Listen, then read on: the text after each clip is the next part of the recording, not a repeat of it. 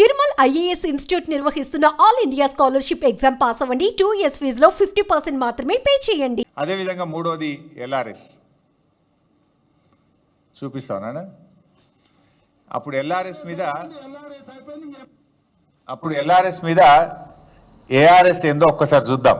ARS అంటే LRS అయిపోయింది, ఇంక ఎంఆర్ఎస్ తెస్తాడంట. పెద్ద మంచి లేదు, పెద్ద మంచి ఎల్ఆర్ఎస్ అంటే అదే ఇంక ఎంఆర్ఎస్ కూడా తెచ్చేటట్టు ఉన్నాడు. అదేంటి అంటే మ్యారేజ్ రెగ్యులరైజేషన్ స్కీమ్ సార్. వాళ్ళ రక్తాన్ని పీల్చాలనేటువంటి ఆలోచనతో రాష్ట్ర ప్రభుత్వం ఉంది. వీలైతే అసలు కట్టబాకండి. ఇబ్బడి ముబ్బడిగా మీరు తీసుకొచ్చిన అప్పులన్నింటినీ కట్టడానికి ఆ అప్పుల భారం ఈ రోజు ప్రజల మీద వేస్తా ఉన్నారు. ఈ రకంగా ఎల్ఆర్ఎస్ సబ్జెక్ట్ కూడా ఉంది. ఈ ఎల్ఆర్ఎస్ సబ్జెక్ట్ కి సంబంధించింది దానకిషోర్ గారు మీ అందరితో మాట్లాడారు, మేడం గారు కూడా మాట్లాడారు అనుకుంటాను, చేస్ గారు. దీన్ని కూడా మనం చాలా రషప్ చేసి ఏదైతే షార్ట్ ఫాల్ అప్లికేషన్స్ అన్ని కూడా వాళ్ళు మళ్ళీ అప్లోడ్ చేయడానికి మళ్ళీ మన వాళ్ళు నోటిఫికేషన్ ఏదో ఇచ్చినట్టు మీకు షెడ్యూల్ ఏదో ఇచ్చినట్లున్నారు. వాటిని కూడా మనం షార్ట్ అవుట్ చేయాల్సిన రెస్పాన్సిబిలిటీ ఉంది. దానికి కావాల్సిన టీములు కూడా కావాలంటే ఐడెంటిఫై చేసుకొని రిక్వెస్ట్ చేసుకుందాం అనుకున్నాం. సో ఎల్ఆర్ఎస్ మీద ఏఆర్ఎస్ ఏందో చూశారు. ఎల్ఆర్ఎస్ అంటే ల్యాండ్ రెగ్యులరైజేషన్ స్కీమ్, మరి ఏఆర్ఎస్ అంటే యనమల రేవంత్ రెడ్డి స్కీమ్.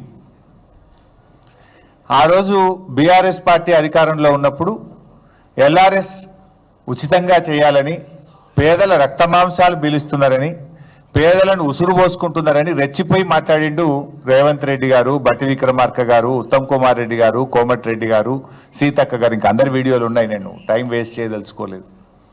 కానీ ఇవాళ ఏమంటున్నారు, డబ్బు కట్టాల్సిందేనట. ఇప్పుడు 15,000 కోట్ల రూపాయల డబ్బు కట్టండి అని అధికారులకు ఛార్జ్ మెమోలు ఇస్తున్నారు. ఏమైంది, ప్రజల దగ్గర డబ్బు కట్టిస్తలేరు.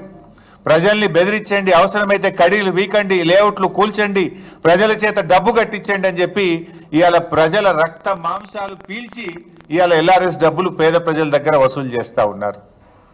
నేను అడుగుతా ఉన్నా, ఆ రోజు ఉచితంగా చేయాలన్న మీరు ఇవాళ పేద ప్రజల రక్త మాంసాలు ఎందుకు పీలుస్తున్నారు?